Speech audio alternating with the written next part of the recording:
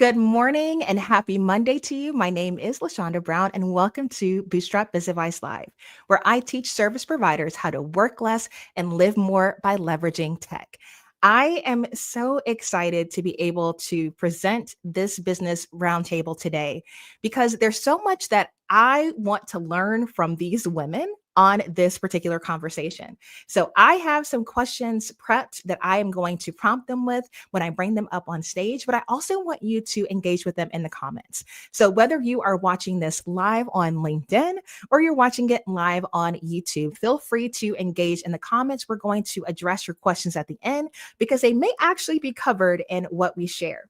If you are watching this live on YouTube, I would encourage you just like this live stream if you like the topic. What that does is it helps the live stream to reach more people. And because this is kind of 4th of July week, I know so many people will hear these messages in the replay. So the best way for you to tell YouTube that this roundtable is content that really needs to be seen is simply to engage while you are watching.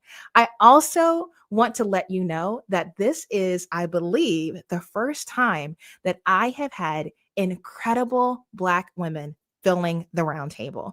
I am so inspired by all of them. I have learned from them in person. I've listened to them on a podcast. And so there is just something so empowering about seeing what is possible. So I want you to walk away from this inspired with ideas. And I also want you to follow up with them. This is just your little intro. If some of these women are new to your community, share them with your community through content, share on Instagram. Truly, I think my best self is realized when I'm using my platform to elevate other people, especially when they're excellent at what they do. So I'm so excited that they are here. I want you to also know that you can stay in touch with me by learning from me through my email list. There's so much that I don't communicate on YouTube, LinkedIn, or Instagram. And for that, I would encourage you to be a part of the Bootstrap Club. So I'm going to share a little bit about the Bootstrap Club, and then I will introduce our panel. This live stream is brought to you by the Bootstrap Club.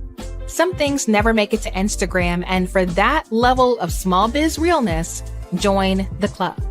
When you join the Bootstrap Club for free, you'll start getting access to my behind the scenes emails about my pivot from being a burnout service provider to a mindful full-time content creator.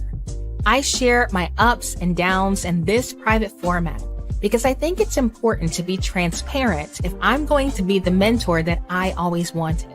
Thousands of people from all around the world have joined the club to receive my strategy emails, and I would love for you to join us. To sign up, go to LaShondaBrown.com, click on Join the Bootstrap Club, drop your name and email address, and I will add you to the list. I hope you have a blessed Monday, and I look forward to chatting with you soon. So one question that I want to hear from each of the women on the panel is, what is your founder story? We all had a wavy path to get to where we are today. And so even though they are experts in finance now, they didn't always start where they are now. And so I want to hear that before we hop into the questions. So first up is my new friend, Alaina.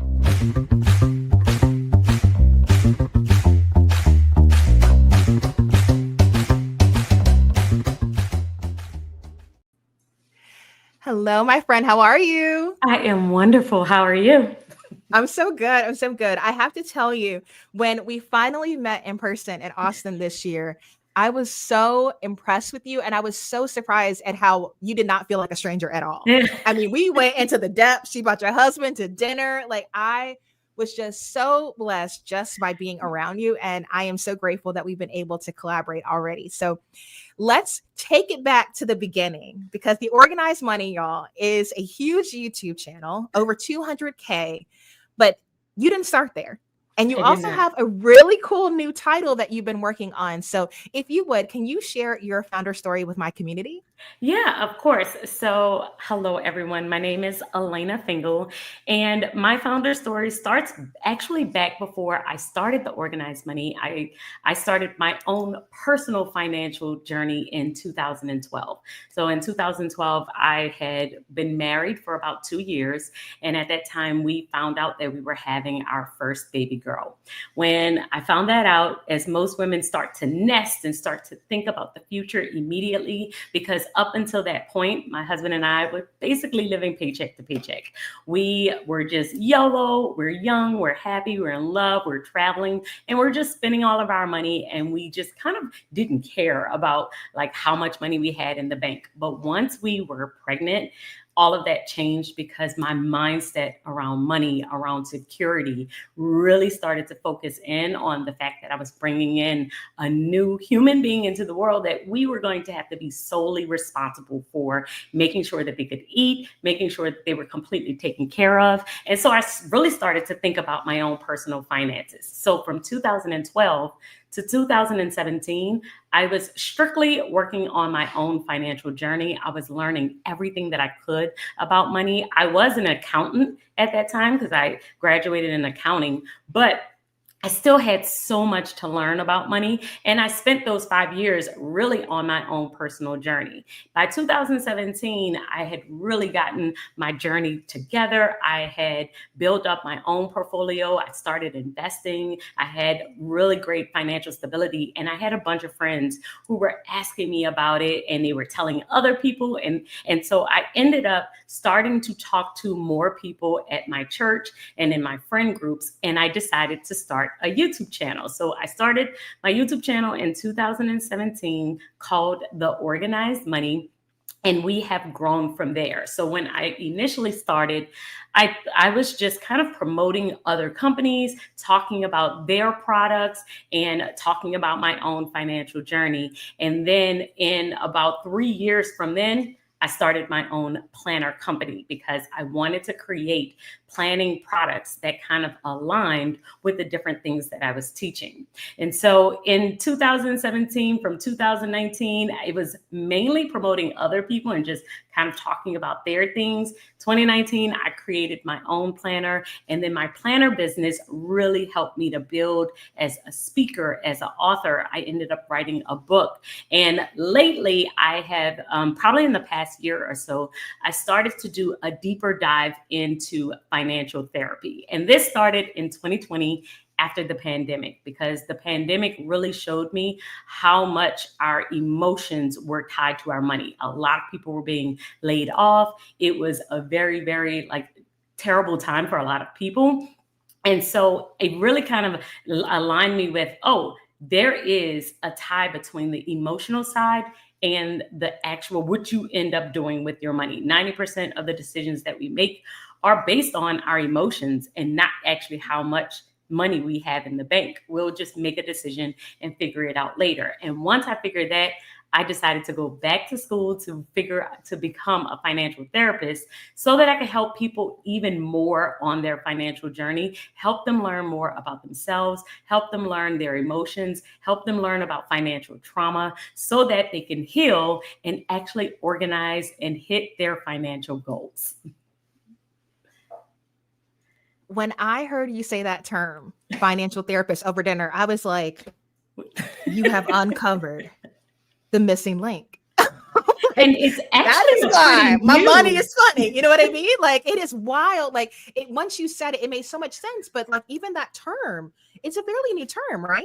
It is. So the Financial Therapy Association was actually started in like 2009, which is not that long ago in the financial world, because you got to think about it. Like most financial things have been started years and years and years ago. So this is a pretty new term, but it started after the housing crisis in 2008, when people started to realize, why would people why would they buy these houses that they knew they could not afford? Well, they started to realize that there was a connection between the emotions that you feel when you're trying to pursue a financial goal and actually being able to pursue that goal. You could see on paper that you're not able to afford this thing, but because you want it so badly and your emotions are so tied into it, you may do it anyway. So the question became, why are we making these financial decisions if we know we aren't able, on paper, we know we aren't able to actually do them? And usually it's tied to some other type of emotion that's happening. It's tied to our childhood history. It's tied to our money personality. It's tied to our money script and what we tell ourselves. But there are other things that are going into play when we are making these financial decisions, but we don't know it. We don't know the things that are kind of coming into play. And so I wanted to learn about it so that I could teach more people about it. We are so grateful for you and we respect your ministry, and we'll be picking your brain later. So up next is April. I heard her on a podcast and I was like, okay, I'm going to be that person. I'm sliding in the DMs because I need to learn from her too. So up next is April.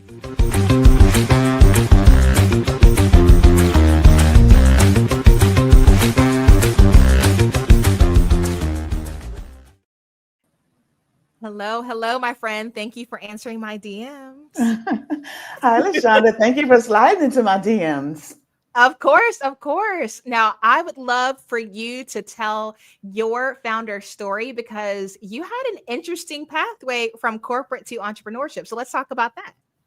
Yes, so my background is in systems engineering. So both my undergrad and master's are in systems engineering. So probably an unlikely financial coach. But the reason I am passionate about personal finance is that growing up, I wasn't taught about money. So I had to basically, well, I guess I would say I learned a valuable lesson in what not to do with money.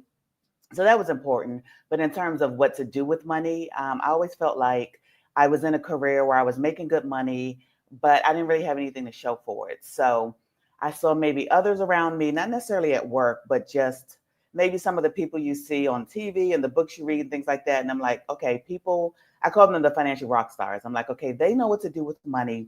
So what do they know that I don't know? So that began my personal love for finance. I started to devour books, and this is kind of pre-podcast time. So there were like radio shows, TV shows, just anything related to personal finance I could get my hands on. I was reading it and listening to it. And I began to apply it to my life and see the benefits of it.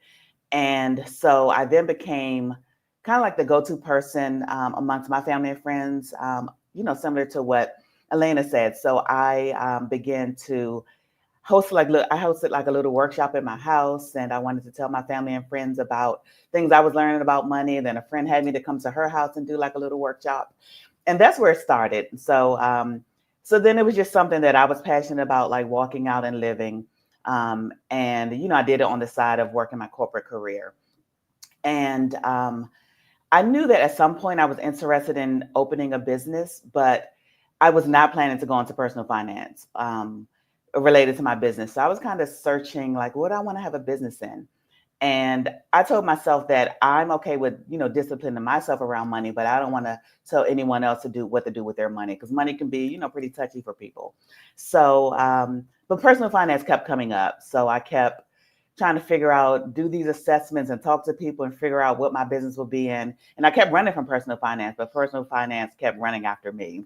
So I finally decided to, stop running from it and pursue it. So I decided that my business would be around finance, and I opened I started to do my branding and build my website and all of that in late 2019. And then in 2020, I officially, got my LLC, opened my business, and built out my coaching program. So I built out my course.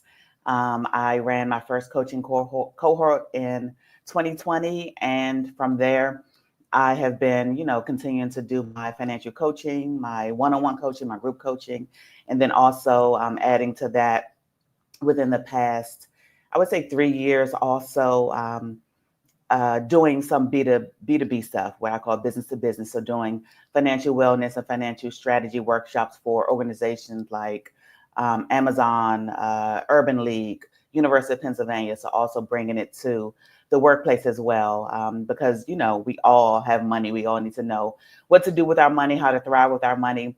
And I like to say that I was a person that was able to really take my 9 to 5 salary, my 9 to 5 job, and build wealth with it. So I like to say I turned my 6-figure salary into a 7-figure net worth. So using that salary I was making on my 9 to 5 job, I was able to hit that $1 million net worth and, build some tangible assets. So I want to teach other employees how to do the same, because we often attribute wealth building to people that own businesses or that are real estate investors or, stock traders, day traders, things like that. But there is a path to wealth for the 9 to 5 employee. So I really am passionate about empowering those people around their wealth and around their salaries and how to use it to build wealth. And then also as a result of being a business owner and learning personal finance as a business owner, then that also brought me into the realm of also, working with other business owners around what to do with their money, how to make the most of the salary they're earning in their business, and how to relate it to their personal finances, and also, just kind of have that well-rounded approach to their money. I think one of the most impactful things about you, and I'll be honest with you, I grew up in Podunk, Dinwiddie County. Okay, anybody who still lives there, I love y'all, but let's be real. All we got is the drag strip. People don't walk around aspiring to be a millionaire because they feel like, is that even for me? Like, I'm just from Dinwiddie. Like, I'm just trying to get by. And I think there's something so powerful about just being surrounded by people who are aspiring to more, even if you aren't there yet.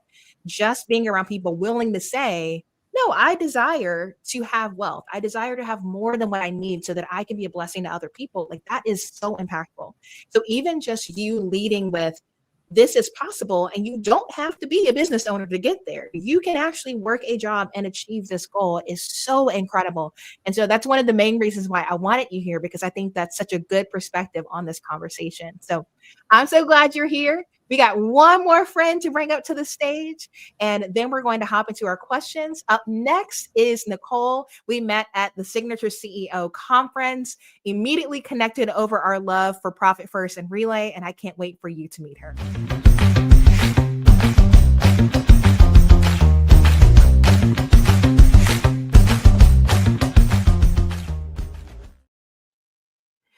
Hello, my dear. How are you?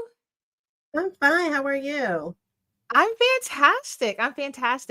I have to tell you, you had such a gentle approach to telling us that we were wrong as Signature CEO. You were so graceful, but gracefully corrected all of us. And I had pages and pages of notes. I'm like, oh, I need like a recap and a refresh. So selfishly, I wanted you on this panel so I could keep learning from you, because you dropped so much value at that conference and taught us so much about how we could be so practical about reaching our money goals. So I would love for you to just share your founder story, and then we're going to bring up the other two ladies and hop into our questions. Awesome. I just saw my screen was like flipped. Yes. So my knowledge in accounting started at a very young age, at the age of 12, where I used to help my mother do taxes, have my favorite tool, which is that adding machine. From there, my first actual job was at 14 as accounts payable specialist for Piedmont Airlines, which is located on the Eastern Shore of Maryland. From there, throughout high school, my jobs that I've held has always been built around accounting, some form of accounting. When I stepped into adulthood, I went to college, mastered in accounting, then got my MBA, ended up with a government contractor, and had experience in the hospitality industry. I had a very progressive career in finance and accounting. From there, how Wright Accounting Solutions came about was, honestly, it started as a cash flow business. I needed extra money in the house to take care of my family. And once I started seeing the passion that I had for small business owners, I decided during COVID, made a decision to want to go full-time. I didn't know how to go full-time, so I did invest in myself and hired a coach. And that is when I was introduced to Profit First. And I implemented that system, and it took me about 3.5 years to go full-time. I went full-time in my business in December 2023.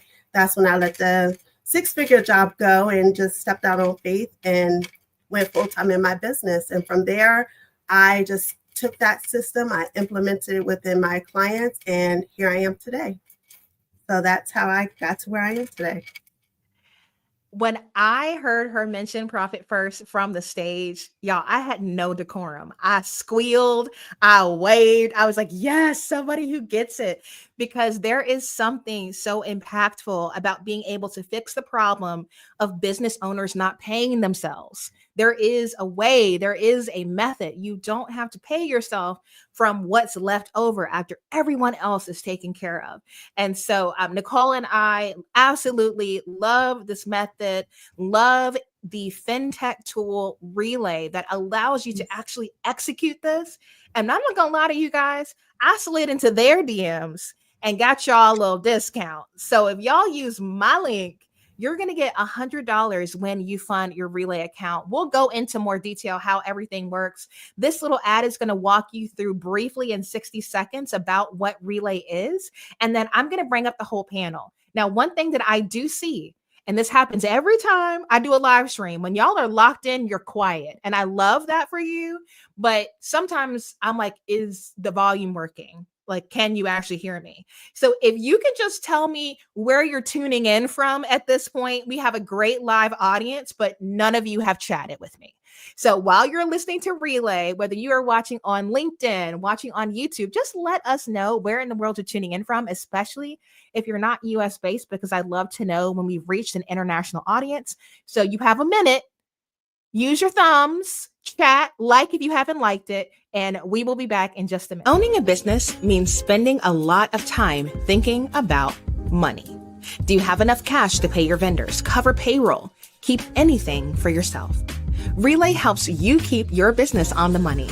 It's my online banking and money management platform that has helped me gain more control over my cash flow. If you've ever read the book Profit First, Relay is the official banking platform for Profit First. Open accounts in seconds, set up auto transfer rules, and put your allocations on autopilot. With up to 20 checking accounts, you can separate cash for every expense, payroll, taxes, owner's comp, and know exactly how much you have to spend with a quick glance in the dashboard. Get banking built for small businesses. Sign up in 10 minutes at lashondabrown.com/relay to start your application and get $100 when you fund a Relay account. Here's to seeing your cash flow clear as day with Relay. This is just a quick reminder, if you are liking what you see, to go ahead and like this video, especially if you are watching on YouTube. So we have folks in Tennessee, Virginia, Georgia, Texas, New York, London. We are international. I love that. I love that. Yes, I do know that Relay right now is not international, but they're growing. They're growing. Relay is connected to Thread Bank in Nashville, Tennessee. And so as of right now, it's a US bank account, but they may expand. So I will keep you in the loop. Alabama's in the house. Richmond's in the house. We got another from London. Love. See, I got a lot of friends in London. I got a friend getting married in London. So I feel like it's time. It's time for me to hop the pond. Let's see here. Ashburn. Okay. We got Ohio, Leesburg. Love it. We did a lot of client work in Leesburg. And we've got another Georgia. Love it. So thank you guys for using your thumbs. I appreciate you. Now I know that you can actually hear what we are saying. Appreciate that. We're going to hop into the questions that I have for these ladies first. And if you have questions about money, specifically about growing your wealth, drop them in the chat. You've got a few minutes. I will get to your questions after mine. First question is for Alaina. What was the transition like going from being an affiliate for other brands' finance products to creating a product of your very own? So it was pretty much a seamless transition for me. And I think it's because when you are approaching entrepreneurship, you have to know what type of entrepreneur you want to be. When I started my journey and I decided that I was going to move away from my 9 to 5 and go full time into business, I was watching all the videos where I believed that I just wanted to have all of the brands paying me lump sums of money all the time. Well, once I actually started my own journey, I realized that I was more comfortable getting a consistent stream of income consistently than trying to get a large lump sum from a brand that I am running behind every 30 days or so. So I started off with affiliates, which I absolutely love affiliates. But I was getting my main source from brands, from like just doing YouTube branding deals and sponsorships. However, over time, I realized that as much as I love affiliate marketing and I wanted to keep that stream, I wanted to grow on it by having my own. And so I created my own budget planner through the Organized Money. And that gave me my own stream where I was kind of more in control of how much money I was making on a monthly basis. I could do my own like launches. I could also do different calls and workshops and really promote my own product.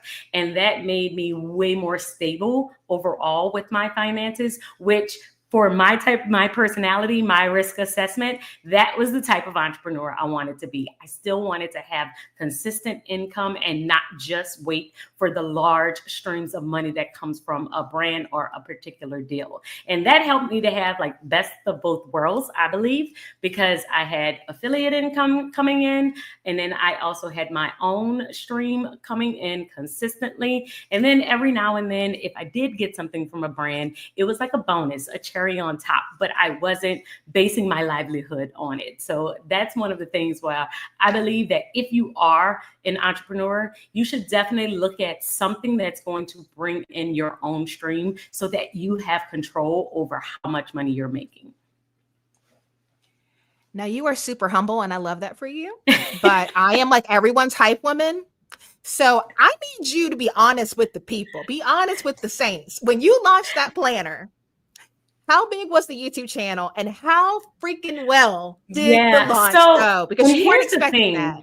I was not. So when I launched, I started on YouTube, and it took me 8 months before I got monetized on YouTube. So this is 8 months of me just like putting out a video every single week, and it was slowly growing, but it wasn't like a big growth.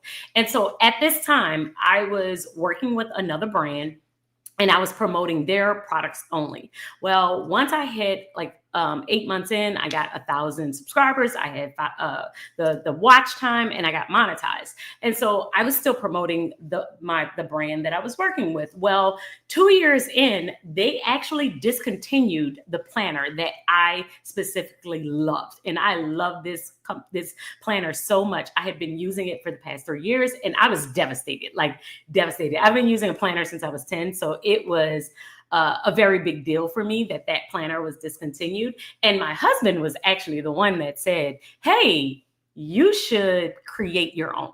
You should, why don't you do it? Like, everyone loves this planner. I'm sure you could create something that you would love just as much. So initially I was creating it for me. And I was like, you know what? I would just put it on YouTube, and I'll just share with I think at that time I might have had 5,000 or 6,000, maybe close to 10,000 followers on YouTube. I'm like, you know what? I'll share it, and maybe I'll get a couple of, people to buy it. And our first launch, the first week, we made $10,000.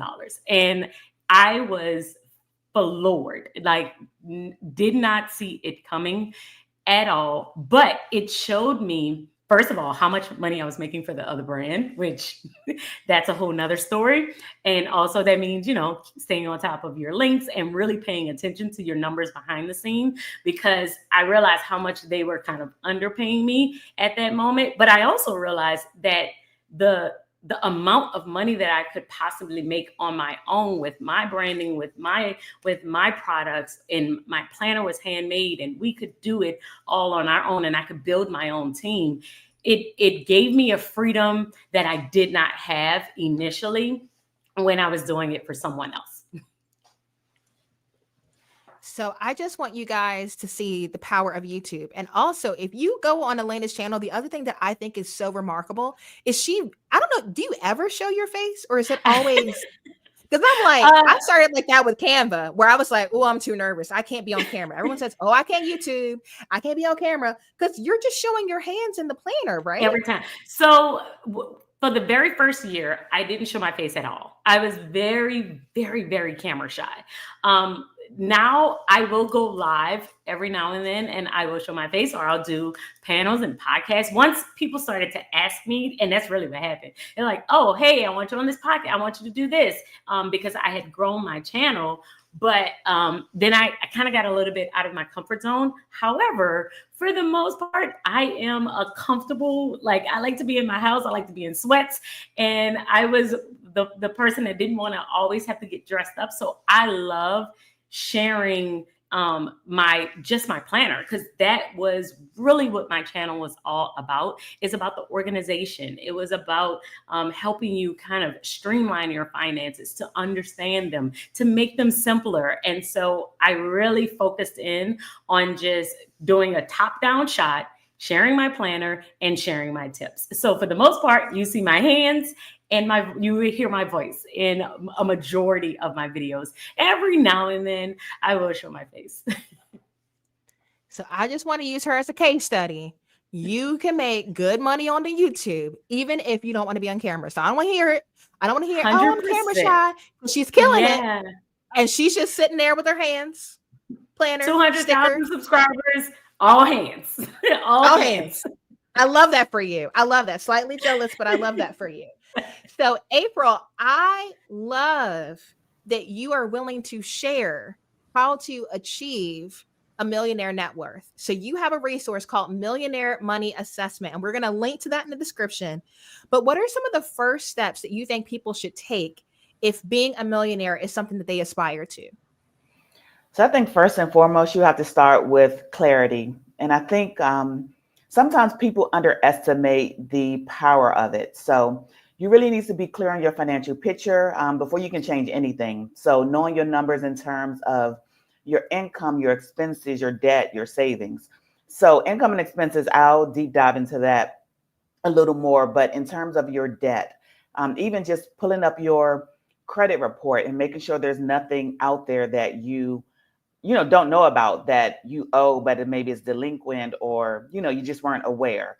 So make sure you have that insight. And then in terms of your savings, you'd actually be surprised how many people actually have savings, but they don't realize it. So I think a lot of people suffer from being unorganized, and their finances are all over the place. So they may have, sometimes they have something that just automatically withdraws money out of their check or out of their account or something, and puts it off somewhere, and they forgot about it. So a lot of times when I start working with clients, they even just have to get to know like where their accounts are, what's in them, and just kind of get that full picture of what's going on with their money, like that big picture, because they've never stepped back to look at the big picture across, again, all those key areas I mentioned, like your income, your expenses, your debt, and your savings. So just first stepping back and getting that big picture. And then one of the most, I would say, fundamental things, or, key things, is to get clear around your spending plan. So your budget, but it's not just a budget. I really like to call it your millionaire spending plan, because it's really that strategic roadmap for what you're going to do with your money each month, what you're going to use your money as a tool to fund. So a lot of times people tend to think of budgeting as being restrictive and things like that. But I say, quite honestly, it's just the opposite. Your budget is freeing. So that spending plan is going to help you to know, really what all of your expenses are. And then also to help you to put your income towards your financial goals. So determining what your financial goals are, and then how you're going to use your money as a tool to actually fund those goals. And I would say for me, the spending plan was night and day. It was what changed everything in my personal finances. So when I did my spending plan for the first time, prior to doing it, my money was like a black hole to me. It came in each month. It was spent each month. So it went out. What happened in between, I had no idea. I had no insight into what I was actually doing with my money. So once I got that insight, and one of the initial things I struggled with was I wanted to build some savings, but I felt like I had nothing left over to build savings. So once I got insight into my money, my numbers, what I was actually doing with my money, again, it changed everything. So I was able to realize that I actually had thousands of dollars of surplus each month that was just slipping through my fingers. So I was like, okay, enough of that. This money is no longer slipping through my fingers. I'm going to take that surplus, I'm going to capture it, and I'm going to put it to use for my good, for my needs. So I began to first, eliminate the debt I had. I began to build up those savings. And then from there, I began to take my money and invest it more so that I could grow my net worth and, build more assets. So I would say that that spending plan is truly transformational. And for me, it was what helped me to, again, eliminate all my debt. It was what funded my emergency fund. It was what allowed me to build that $1 million net worth in half the national average time. So, and then also pay off my mortgage 10 years early. So there was just so many, pivotal things, fundamental things I was able to do throughout my financial journey that would not have been possible if I didn't have that spending plan. And if I wasn't making those intentional money decisions every single month. So I'd like to tell people, really don't underestimate the power of your spending plan. Now, I heard that the majority of Americans cannot handle an emergency that's over $1,000. So if we are trying our best to build an emergency fund, what advice do you have for the audience? So of course, first and foremost, create that spending plan, because the thing is, most people actually have, and I find it over and over with clients, they come in thinking, I don't have anything, I don't have any surplus, I don't have anything to work with. And always there is, surplus that is unrealized. So I think the first thing, of course, is create that spending plan so that you really know what your money is doing. But then once you know what your money is doing, and once you find that there is some surplus, you have to capture it. You can't continue to go on like business as usual, what you were doing before, because it's going to slip through your fingers. So you really have to then make a plan around it. And if it's a matter of, I think with a lot of people, out of sight, out of mind. So I think it's a matter of, if you want to automatically do transfers, or once you get your paycheck, manually just put aside something, every paycheck or whatever frequency you determine. But I think the thing is, you have to actually, you can't be hands off with it. You have to be very hands on with your money. You have to be very intentional. You have to direct it.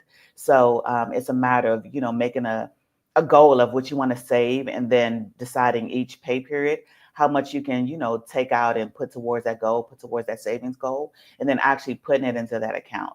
And again, I like to say that if that money is off site, out of mind, so you put in a high yield savings account that's in a different bank, even better, so that you don't see that money and see it there and think, you're tempted to spend it. Or even the fallacy people sometimes do is save it in their checking account. So they, will think that, okay, I'm leaving some surplus right there. I'm saving, but no, you're not. Your checking account is not a savings account. So you do want to be intentional and have a specific home for that money. That's so good.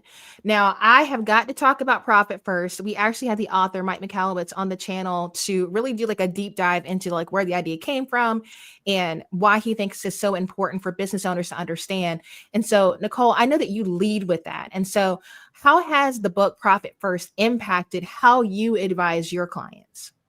Oh my guys, what April just said is exactly how I lead my business and my clients, out of sight, out of mind. So with Profit First, it was such a game changer for me, because it changed my thought process of saying, it used to be sales minus profit. Sales minus expenses equal profit, which is saying whatever I have left over is my profit. But if you say sales minus profit equals expenses, then you're saying, okay, I'm taking my profits first, which now I'm making it a priority to pay myself first, put money away for savings, and then whatever I have left over after paying, also same for Uncle Sam, whatever I have left over is now dedicated to my expenses. So it goes hand in hand with April said, but on the business side, you are eliminating the temptation. So with Profit First, I also always suggest to my clients to have at least 2 to 3 different banks to take that temptation away. Because if you're saving in one bank account that has multiple checking and savings, then you're seeing everything. So if you're automating your savings to a different bank account, you're definitely taking it out of mind, out of sight. So with that, it's again taking it priority to pay yourself first and start saving in your business and creating your own line of credit, your own bank loan, so you don't have to have that urgency to want to borrow from someone or get a line of credit. You're actually building your own. And also, same thing with the personal side. You always want to build, I always say peace of mind. That was taught to me. Instead of saying emergency savings, create a peace of mind savings. So that way, you know, you'll always have something to fall back on. I began to realize this is like the first calendar year that I've had Relay set up, that it's so much easier for you to feel comfortable reinvesting in your business when you know, okay, I know taxes are taken care of. I know operating expenses are taken care of. I even know profits being taken care of. And so like now I actually have a marketing budget, and it's crazy how much it changed my perspective on, oh, this is my hobby I get paid for, to no, this is a real business. Because just like a real business, you have a marketing department and they have a budget.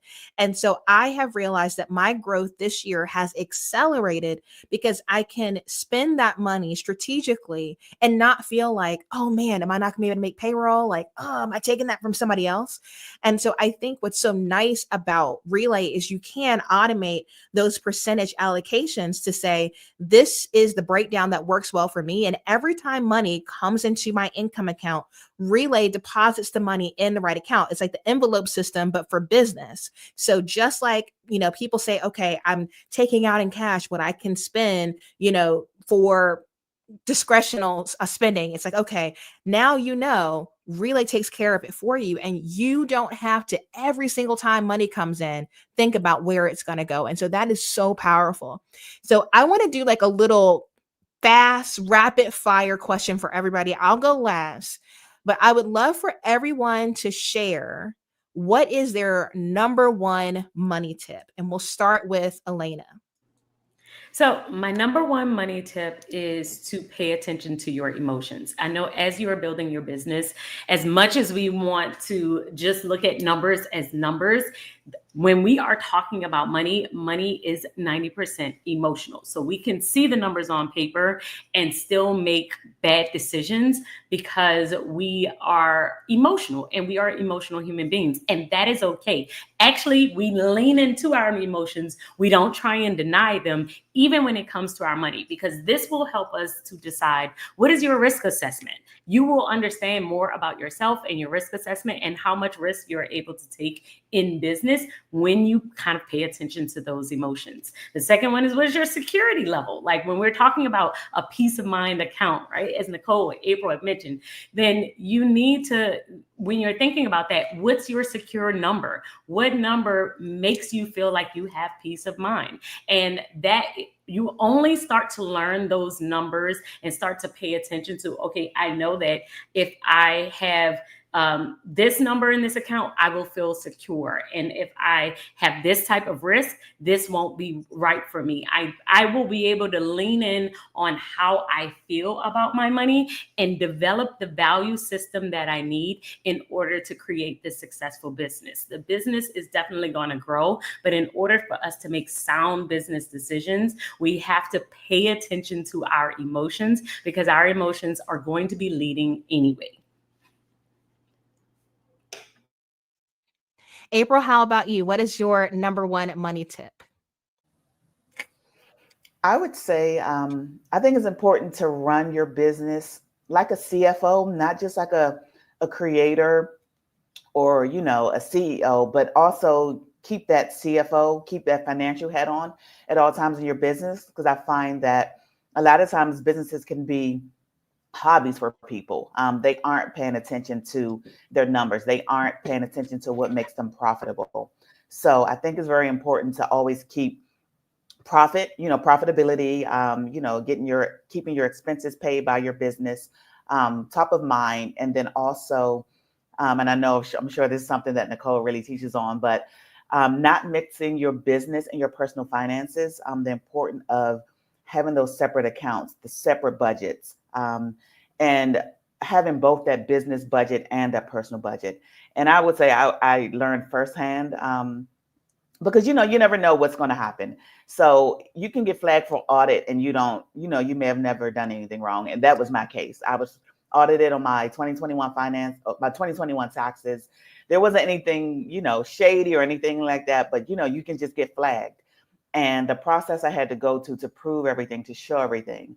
And I just thought about the state that my business in, the fact that everything was clean. I thought about other clients that I've worked with that have everything commingled, and it's just really dangerous. Like, you just really want to, keep that in mind and realize how important that is. So I would say that's a key tip. That's such a good tip. All right, Nicole, how about you? Pay yourself first. I don't care where you start. I don't care how small it is, but as long as you're consistent and you're constantly in the know of your numbers, it will be a game changer when you're seeing how much you're paying yourself. Because what that ends up leading to is you have clarity, you have consistent cash flow, and you have control over what's coming in and what's going out. So always pay yourself first and know your numbers. So all of those were amazing. But y'all know I'm about to talk about some tech, okay? So first and foremost, LaShondaBrown.com/tools for a list of my recommended tools. But y'all, my number one money tip is there is free money out there. And y'all are slipping on these government grants, on these business grants. So I want to show you really quick a website I found out about this year. And when I found this tool, I was utterly shooketh, because I'm like, how in the world is this not being talked about more?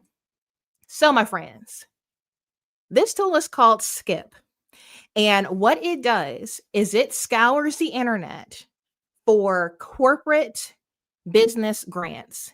And it consolidates everything into a library of grants that you can apply for. And it is updated daily.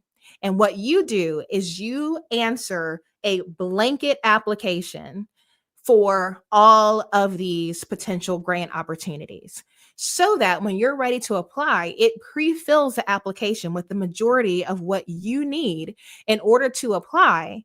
And then you can fill in the extra stuff. So now it's helping you to find the free money opportunities. It's making it easier for you to apply.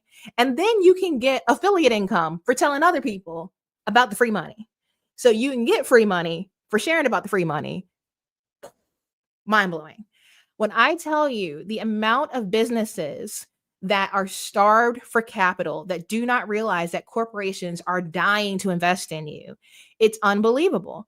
But again, you cannot leverage tools that you don't know exist. And this is why what I do is so impactful. I know the majority of you have no desire to be a tech educator, but I am scouring the internet for tools that will help you to work less and live more. I work 20 hours a week. I'm making almost 3 times the amount of money I made as a service provider because I know of tools like this. So I try to sign up for all the free trials, talk to all the saints and the CEOs, and consolidate it on my channel. So if you're watching this on LinkedIn and you are not subscribed to my channel, you're missing out, because I will keep you in the know. I also keep you in the know through my email list. But this tool, they even do like a weekly, I think it's $1,000 grant opportunity every single Friday that you can apply to, that has nothing to do with what the other corporations are doing. This is something that Skip sponsors. So if you yourself are a business finance expert and you're not talking about this to your clients, this is a way that you can make passive income just by making them aware of grant opportunities. And if you yourself are an entrepreneur and you are starved for capital, this is money that you can get to invest in your business that you don't have to pay back. Okay. That is huge. So I try to talk about Skip because a lot of people have never heard of it. Again, Relay is phenomenal as well to help you to automate those allocations. So you're not having to think about, am I putting the right percentage where it needs to go? So that is my contribution to this conversation. I am not a finance expert. This is your disclaimer. If you didn't realize that already, I love to talk, I love to teach, but I am not an expert in finance. I'm just connected with people who are, okay? But this particular tool, it will rock your socks, okay? So if you go to, again, lashondabrown.com/tools, I have just a list of the tools that I have vetted and I highly recommend. But also the panel have a ton of opportunities that you can take advantage of on their sites. So Alaina, we have to talk about your YouTube channel. I'm going to go ahead and share that and let people know what can they find on the Organized Money channel. So on the Organized Money channel, I talk a lot about planning. We talk a lot about organization of your time and money, because there is a deep connection between your time, your money, and your emotions. And so we do a deeper dive in today. I do like to talk about like how I save. I have the video that I posted not too long ago, I want to say it was last week, was on my 4-part saving system on how I divide up. Because if you are not organizing your personal finances, it will definitely affect your business finances. You'll find yourself robbing Peter to pay Paul. So I talked about the personal thing that I set up, which is my 4-part saving system there as well. And so I dive a lot into saving strategies, into money trauma, into how to deal with those emotions so that we are making solid financial decisions, and how to do it all on paper if you are a paper person. I love that. Now, April has a free guide available, so I want to give her an opportunity to share about that. Yes. So my free money checklist, it basically goes through what I like to call your financial foundation. So there are 5 key areas of your money that you need to have a strong foundation around. So starting with your goals, your money mindset. So that's kind of one area. Your spending, your debt, your savings, and your investing. So basically, it's an assessment to help you see where you are in each of those areas, and then where you need to grow. And then it also gives you tips on some of the steps I took to become a self-made millionaire, and also some powerful steps that you can take.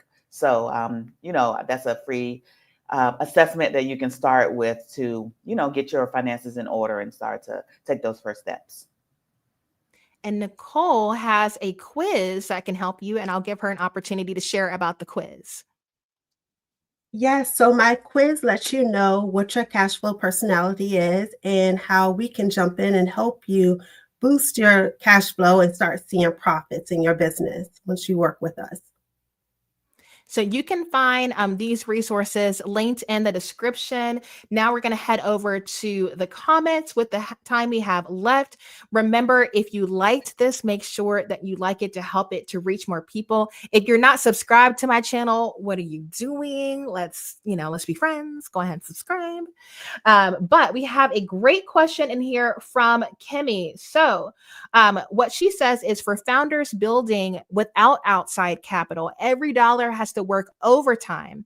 What financial habits or data points do you consider absolutely essential to track when you are bootstrapping? What are some silent killers of growth that you see? So I will let you guys rapid fire answer that. What are some silent killers of growth that people may run into? I will start. I'm actually going to start with Nicole. We're going to go backwards. So Nicole, what do you think? Okay, definitely what I always say, save where you can. If you can just save 1%, starting out, do that, make it out of sight, out of mind. You won't miss it at all. It'll help you start to control what is going out of your account and being more keen on what your expenses are within your business. Some of the growth killers that I've seen is growing too fast, and you're not really prepared for that. Because once you start growing too fast, you're hiring too fast. So the saying that I've always heard is hire slow, fire fast. So just make sure that you are saving to hire as well. Okay, April, how about you? I would say in terms of silent killers or things to really pay attention to are your expenses. So, just kind of think about maybe all the different subscriptions you have, all the different services you have. Just really take a good look at those, a fine tooth comb. And I know, as businesses, we always think invest. Investing is important. But I think, and I would even say for me, when I was starting out, I overinvested. I felt like I had to have all the tools, all the things. So I think it's, you step back and look at what you really need, what you can cut, because it may seem small, but over time, those things can snowball and add up and really spiral out of control. So just be very mindful of that. Alaina, what do you think are some silent growth killers? For growth killers, I will say I actually kind of did the opposite of what Nicole did, of what Nicole was saying. But I think one of the things that kind of hurt me when I first was growing was not realizing how big my company had gotten. And I was trying to do too much on my own for too long. So there were times where I should have kind of passed things off or hired someone to do something, but I felt like, no, I got to do it because this is my baby and I got to make sure I know all the details and all the ins and outs. And so I wasn't hiring people, and I was doing things that was taking up a lot of my time. And I think it was hindering my overall growth until my husband actually was like, you need to start hiring and start to actually, even if you don't hire someone full time, because I wouldn't recommend, I actually agree, not doing that too fast, but getting someone, a contractor, to kind of help you with certain things that you could get this person to just do a part of it. I'm going to do a contractor here, a contractor there, so that I can focus on the things that will continue to grow my business. And so once I started to do that, I realized that my business was growing again. But I do believe that sometimes as entrepreneurs, we could hire too fast or too slow. So the last question that we're going to answer today is, we have someone who is transitioning to creating YouTube content on personal finance, but is looking for training that can boost their credibility. So all of you guys have done continued education that's helped you to become even more competent and capable for your clients. And so what advice would you have for someone who wants to become a financial coach? Where did you go to learn even more about your profession? So we will start with Nicole on that one. So like I said, I do have my BA and MBA, and I've just hired coaches, like financial coaches. I attend different workshops. I've actually went through the Profit First workshop as well, the program. So those, just staying consistent with the different workshops that are out there is helpful.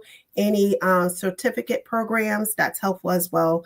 I've even went to an income tax school just so I can have the experience to do taxes, which I don't like to do taxes, but I like to have the experience. Hey, April, what was useful to you? So I did a financial coaching certification. I did mine through Ramsey Solutions, but I would say, and there are other, coaching certifications. So as a coach, I would say it's not, you can get certified, but it's not a requirement. And I would say that what's most important is that knowledge that you have. So I think a lot of times people, stop themselves from getting in the game because they feel like they need all these credentials and certification. I think what speaks most is your experience, what you're knowledgeable about, what you've actually walked out and done instead of just maybe book knowledge. So, get a certification. And I got it just, to have that certification that, if someone asks for it, you can show it. But I think what was most instrumental for me is actually having that experience, walking it out, having actually something that you can instruct people on. So just, want to encourage you in that space as well, that you're not disqualified because you're going from, the medical industry to financial coaching, as long as you do actually have the achievements, in the personal finances that can speak to what you know. Yeah, I agree. I think that when I first started, I did do Ramsey Solutions. I also got a couple of other certifications. I also did the financial therapy certification that I'm doing now. However, I agree. I don't think you absolutely have to have it. Most people do not ask me about my certifications. One of the best resources that I did, and this actually was what prompted me to launch my YouTube channel. I attended a conference, and the conference is called FinCon, FINCON. It stands for Financial Conference, but FinCon was where money and media meets. So it's basically all financial creators, and they're in the YouTube space, they're in their podcasting space, they're in a variety of spaces, and you're taking in all of the information, you're learning from other creators. Why I found this the most useful is because when you are on YouTube, it is about the financial content you have, but it is also about the way that you present that financial content on YouTube that also equals the success that you will have on YouTube. And so I learned more at that conference than I feel like I learned in any other space. Like I got to meet other creators. I got to talk to them. Some of them were certified. Some of them were not. Some of them were coming from another field like you're talking about. And they talked about that transition. They talked about what was hard. They talked about what helped. They helped me with the YouTube space. They helped me to understand my analytics. And they helped me with the content that I was creating because we were all financial creators. So I think that attending, I'm not, it's not sponsored or anything, but I love that conference. They are on Instagram, FinCon. I have gone every single year since 2017. I'm going again this year because I've loved it so much. And I've kind of built a small mini family there. And as you grow, then you are able to network and you get on other people's channels. And that helps your growth even more. So definitely look that one up. It's a great conference that I think would help. So I cannot believe it, but we are at 11 o'clock. I'm not gonna lie to y'all. This is not the day for humility. This was the most flawless roundtable I have done so far. And I thank the Lord that I am getting better and better because I'm the one click-clacking over here. There's no man behind the curtain. My husband is working, doing his own thing. I'm the one queuing up the videos, fading in, fading out. So if you liked it, can you please like it, encourage my heart today, and stay in contact with me? You can go to LaShondaBrown.com to see everything. I really want you to understand that burnout, especially if you are a service provider, it is so real, but it doesn't have to be your reality. When you understand how to do less manually, you can actually live a more fulfilling life. And so that is the joy of using tech. If you're wondering what I actually do, I have my own app in the Apple App Store and the Google Play Store. It is called the Bootstrap Biz Advice app. There are free opportunities for you to participate with my community to learn more about YouTube and other tech tools. I am a Canva verified expert, and I am one of the very few that are based in the US. So if you want someone to come in and make sure that you're getting the most out of your Canva subscription, I can help you with that. But I will tell you, one of the things that I love doing is my monthly workshops. I like to do advanced workshops that have no pitch in them, that are of themselves useful to you all, so that you can do deep dives into strategies that will help you in areas like business finance. So what we have coming up in the month of July is a workshop all about podcast guesting. Everybody got a podcast. Everybody's being asked to speak on a podcast. But are we making money from being on said podcasts? And so I am bringing in Jason to teach us how can we actually get a higher return on our investment of time when we stop by these podcasts. What should we be saying? How should we structure these interviews so that when people hear it, not only do they just like us and follow us on social media platforms, but they end up in our ecosystem, we're able to generate more sales and grow our businesses in less time. So the two ways that you can be a part of this workshop, you can become a star student, which is just $10 a month, and you will get access to the entire library in the Bootstrap app. I will tell you that I'm going to have to raise the rate next year because the library of content continues to grow. When you become a star student, you literally have like a Netflix style experience. And so we talk about everything from creating a custom GPT to diversifying your income. How do you do strategic storytelling so that people like you in the age of AI? How do you do your media kit? How do you scale your business through paid speaking opportunities? As soon as you become a star student, all of these replays are available to you, but you also get a ticket to that podcast guesting workshop. However, if you don't want to commit to me, I have another option. If you scroll down, you can drop in for 10. So you can pay the $10 and you can just come in this workshop so you can get a feel for what it's like. I actually use the same platform that I'm using right now, which is StreamYard. So it does feel like a live TV show. You guys saw the commercial breaks and the videos. I do that because it's more amusing to me. And if I'm gonna be talking to myself, I want to make it fun. So I hope that you enjoyed this experience. Again, I would encourage you to give it a like. I'm gonna have to listen back because there was so much value being dropped. I encourage you to stay in touch with this panel so that you can keep learning, become a client of theirs. If you are in need of a financial expert, there is absolutely no excuse for us to not be thriving in life and in business when there are experts available. So now I put 3 in front of you. Go forth and be great. And as we like to say on the channel, until next time, ta-ta for now.